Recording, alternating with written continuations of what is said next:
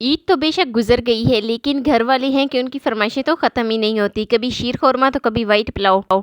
आज मैं आपके साथ शीर खोरमा की रेसिपी बहुत ही मज़ेदार और डिफरेंट तरीके से शेयर करूंगी। अच्छा, जब मैंने इसको ईद पर ट्राई किया था ना, तो सब घर वालों को, बड़ों तो बड़ों बल्कि बच्चों को भी बहुत ज़्यादा ये पसंद आया था। तो बिना टाइम वेस्ट किए वीडियो शुरू करते हैं। अच्छा, वीडियो शुरू करने से पहले यहाँ पर आपसे एक छोटी सी रिक्वेस्ट है कि चैनल पे न्यू है तो प्लीज़ चैनल को जल्दी से सब्सक्राइब कर दें। बिस्मिल्लाहिर्रहमानिर्रहीम। तो ये मज़ेदार सा शीर खोरमा बनाने के लिए ऑयल जैसे ही हल्का फुल्का सा गर्म हो जाए तो मैं इसमें कुछ ड्राई फ्रूट ऐड करूँगी, जिसमें सबसे पहले नंबर पर जो बहुत ज़्यादा शीर खोरमे में ऐड होते हैं, छुहारे। तो साथ ही मैं इसमें बादाम ऐड करूँगी। तो बादाम ऐड करने के बाद इन दोनों को बस हल्का हल्का सा फ्राई कर लेते हैं, ताकि इसका जायका बहुत ही अलग सा, एक डिफरेंट सा आ जाए।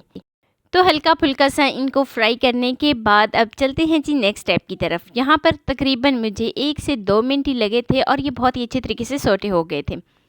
अच्छा, जो भी आप ड्राई फ्रूट इसमें ऐड करें तो कोशिश करें कि उसको इस तरीके से स्लाइसिस में ही कट करें। कटिंग बिल्कुल सेम होनी चाहिए। जो भी चीज़ आप इसमें ऐड करें उसकी कटिंग जो है ना बिल्कुल सेम होनी चाहिए, तभी जो है ना हमारी रेसिपी के अंदर एक परफेक्ट तरीके से एक न्यू लुक आती है। तो लीजिए जी, इनको मैं फ्राई करने के बाद एक प्लेट में निकाल लेती हूँ और इसी पैन में हम दोबारा से सेवइयाँ ऐड करेंगे। तो यहाँ पर ये मैंने मोटे वाली सेवइयाँ ले ली हैं। आप चाहें तो इसकी जगह बारीक जो सेवइयाँ आती हैं वो भी ले सकते हैं। तो सेवइयों को भी मैं तकरीबन 1 से 2 मिनट के लिए ही फ्राई कर लेती हूँ। तो 1 से 2 मिनट फ्राई करने के बाद अब मैं इनको भी निकाल लेती हूँ। तो लीजिए जी, चलते हैं जी नेक्स्ट स्टेप की तरफ। तो नेक्स्ट स्टेप में आधा लीटर मैं एक पैन में दूध ऐड करूँगी। तो आधा लीटर दूध ऐड करने के बाद जैसे ही दूध को बॉयल आ जाए तो जो सेवइयाँ मैंने फ्राई करके रखी थी उनको ऐड करूँगी और इनकी मिक्सिंग करूँगी। बहुत ही अच्छे तरीके से इनको मिक्स कर लेती हूँ। तो यहाँ पर मैंने आधा लीटर दूध ऐड किया है। आप चाहें तो आप इसमें 1 लीटर या इससे ज़्यादा भी ऐड कर सकते हैं।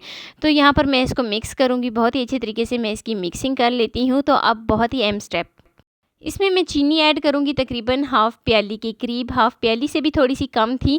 तो चीनी ऐड करने के बाद इसको मिक्स कर लेती हूँ। तो लीजिए जी, अब हम इसको पकाते हैं। पकाने का तरीक़ेकार क्या है कि जब मैंने इसमें दूध ऐड किया था तो वो हाफ़ लीटर दूध था। हाफ़ लीटर से भी जो है ना आधा दूध रह जाए, यानी 1 पाव के करीब दूध रह जाए।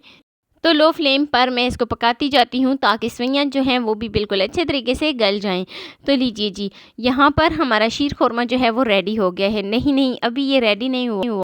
देखें, दूध जो है वो बिल्कुल हाफ़ हो गया है। अपनी क्वांटिटी में हाफ़ हो जाने के बाद जो मैंने ड्राई फ्रूट जिनको मैंने फ्राई करके रखा था, अब इसमें वो ऐड करूँगी।